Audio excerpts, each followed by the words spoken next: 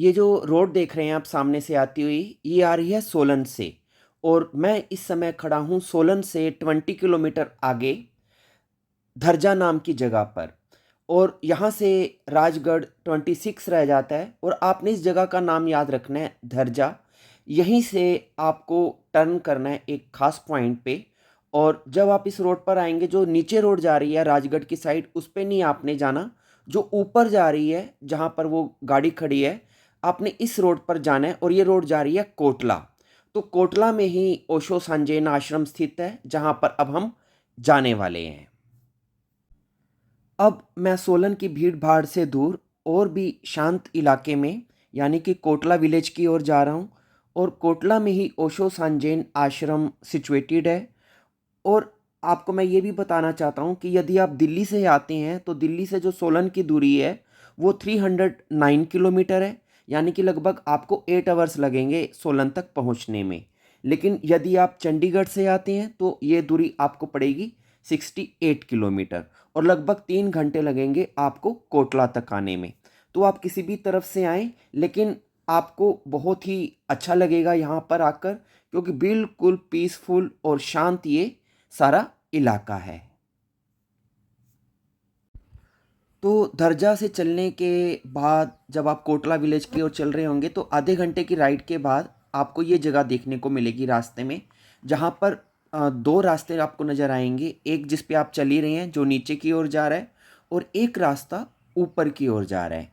तो जो ऊपर की ओर ये ऑफ रोड है, उस रोड पर आपने अब चढ़ जाना है अपनी गाड़ी को लेकर।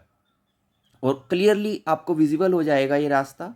रास्ते में ही बोर्ड लगा होगा ब्लू कलर का, ओशो सांजेन लिखा होगा, एरो प्रॉपर दिया होगा। तो आपने ऊपर इस रोड पर अब चलना है। और रोड थोड़ी सी क्योंकि ऑफ रोड है, कच्चा रास्ता है, तो थोड़ा सा चढ़ाई भी है। इसलिए यदि आप टू व्हीलर पे हैं या फोर व्हीलर पे हैं, थोड़ी सी मुश्किल आएगी, लेकिन इसी का नाम एडवेंचर है। और सारा रोड खराब भी नहीं है, बीच बीच में थोड़ा सा सीमेंटेड रास्ता भी बना हुआ है। और कुछ देर ड्राइव करने के बाद आपके आगे फिर से दो रास्ते आएंगे। तो जो रास्ता नीचे जा रहा है आपने उस पर नहीं जाना है। जो ये ऊपर सीमेंटेड रास्ता जा रहा है और बोर्ड भी लगा है ओशो सांजेन, तो आपने ऊपर वाले ट्रैक पे जाना है। और अब जैसे ही मैं यहाँ पर पहुँचा हूँ, बहुत शांति है, सिर्फ पंछियों की आवाज़ें आ रही हैं। ये यहाँ की पार्किंग है, आपको पार्किंग में भी कोई दिक्कत नहीं आएगी। तो आप अपनी गाड़ी को पार्क करके धीरे से, अब यहाँ से जो सीढ़ियाँ हैं, इन सीढ़ियों से आपको ऊपर चल देना है।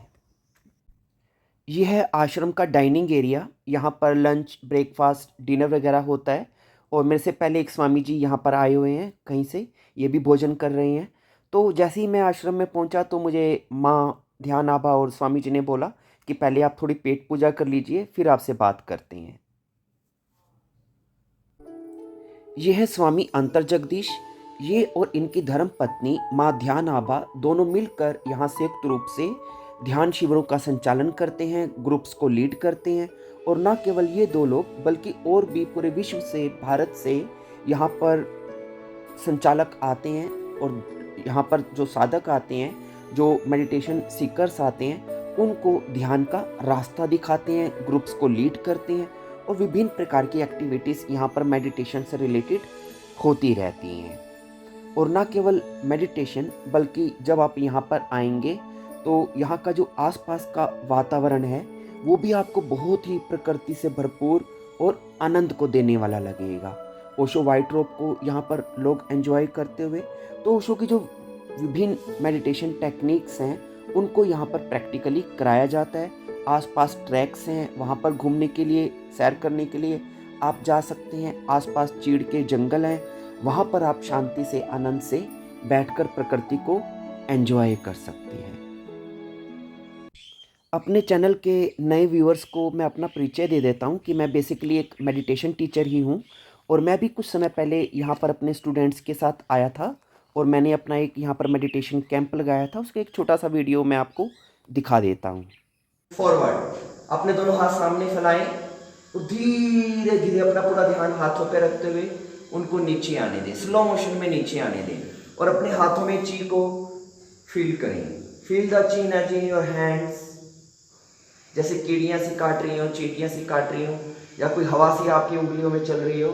So this is the chi power. धीरे धीरे धीरे धीरे.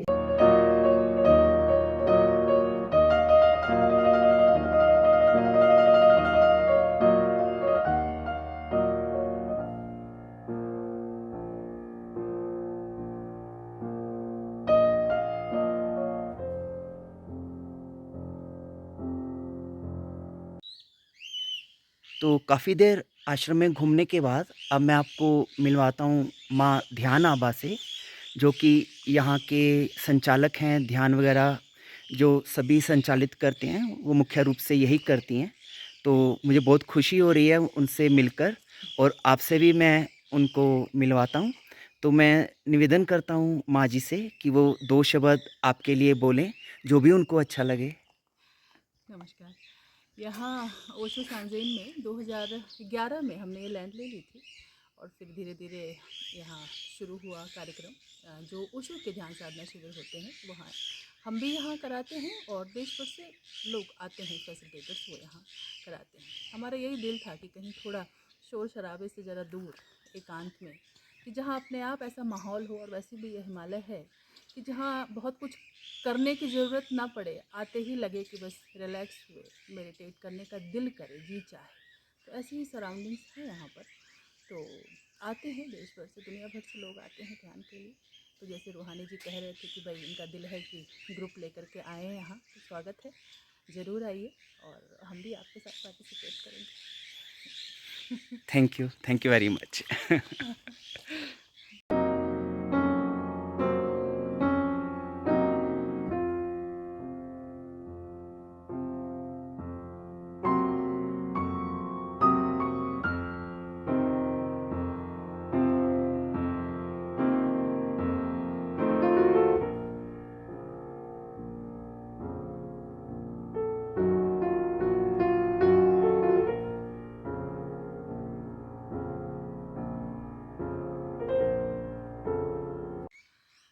मैं बचपन से जुड़ी हुई हूँ ओशो से। मेरे जो बड़े मामा जी थे स्वामी आनंद वैराग जी, तो बिहार से हूँ मैं। तो ओशो का जो भी कार्य होता था तो ओशो उनको सौंपते थे।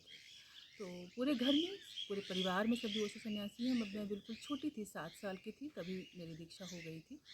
और उसके बाद जुड़ी रही, आर्ट से जुड़ी रही। मैं कथक डांसर रही हूँ, कथक से मैंने एमए किया और फिर गवर्नमेंट जॉब किया। तो वहाँ भी डांस और ड्रामा ही था, तो मज़ेदार थी जॉब भी। पर धीरे धीरे लगा कि पूरा वक्त देना है इस काम के लिए। तो 21-22 साल की थी तब से ही मैं कैंप फैसिलिटेट करने लगी थी। फिर धीरे धीरे शुरू हुआ कारवां। फिर स्वामी अंतर जगदीश हस्बैंड मेरे, फिर वो भी साथ में कैंप लेते हैं।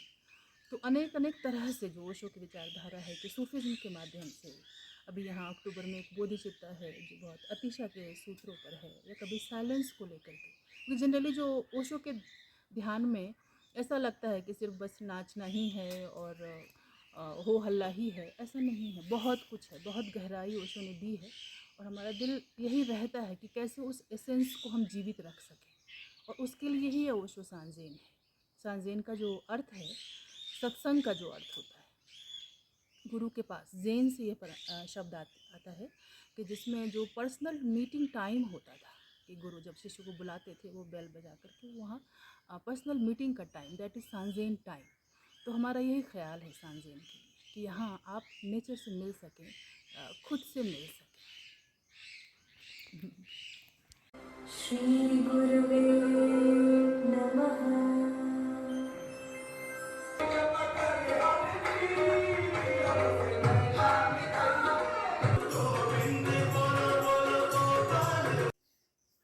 तो इस समय मैं बैठा हूँ स्वामी अंतर जगदीश जी के साथ। तो मैं छोटे सा एक उनसे गुजारिश की है कि वो थोड़ा-सा परिचय दें अपने बारे में और इस स्थान के बारे में, ताकि यदि आप यहाँ पर आते हैं, तो आपको मालूम हो कि आपको किस पर्पज़ से यहाँ पर आना है और यहाँ पर क्या एक्सपेक्ट किया जाता है अगर यदि आप यहाँ पर आते हैं, क्या थोड़ा नियम वगैरह, तो उससे आपको क्लियर हो जाएगा। तो मैं मिलवाता हूँ आपसे स्वामी जगदीश जी से। नमस्कार स्वामी जी। तो मैं आपसे रिक्वेस्ट करता हूँ कि प्लीज़ छोटा-सा एक इंट्रो दे दें आप अपने बारे में और इस स्थान के बारे में। स्थान तो ये सोलन सिटी से 20-22 किलोमीटर दूर ये जगह है, हमारा गांव है। यहाँ पर एक ये सेंटर है, मेडिटेशन सेंटर ओशो का, ओशो सांजेन के नाम से। करीब 30 लोगों का यहाँ पर रेजिडेंशियल अरेंजमेंट है और 8-10 लोगों की हमारी टीम भी है, वो भी रहती है। मतलब फुल स्ट्रेंथ अभी इसकी 40 की है। तो मौसम अच्छा रहता है, यहाँ मेडिटेशन कैंप्स लगते रहते हैं ओशो के, और अदरवाइज़ भी कैंप्स में भी लोग आते हैं, कुछ लोग लंबे रुकने के लिए भी आते रहते हैं। तो जनरल इन्फॉर्मेशन तो यही है कि भाई यहाँ वेजिटेरियन फूड है। थोड़ा हम वाइन और नॉन वेज को यहाँ पर इनकरेज नहीं करते, ना अलाउ करते। और ये है ओशो सांजेन आश्रम की लाइब्रेरी और इन्फॉर्मेशन सेंटर या रिसेप्शन।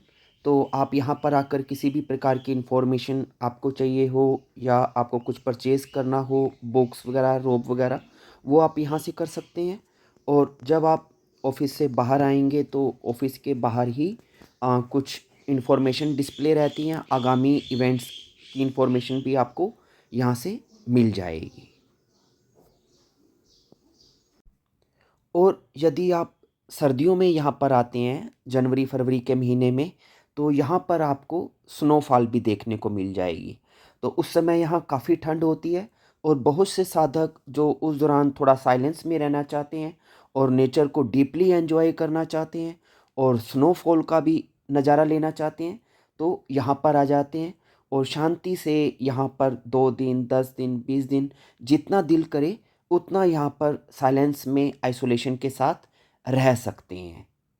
और यदि आपको किसी प्रकार का ये टेंशन हो कि खाना कैसा होगा, तो मैं आपको बता देता हूँ, आपको तीनों टाइम का फूड यहाँ पर बहुत ही स्वादिष्ट मिलने वाला है। यदि आप ओशो सांजेन आश्रम आते हैं तो इस प्रकार के रूम में आप रुक सकते हैं। साफ़ सुथरे और सिंपल रूम्स हैं और हर रूम में, हर जगह में आपको ओशो की प्रेजेंस, ओशो की जो वाइब्रेशंस हैं, जो एनर्जी है, जो उनकी डिवाइन प्रेजेंस है, वो आपको फील होती रहेगी।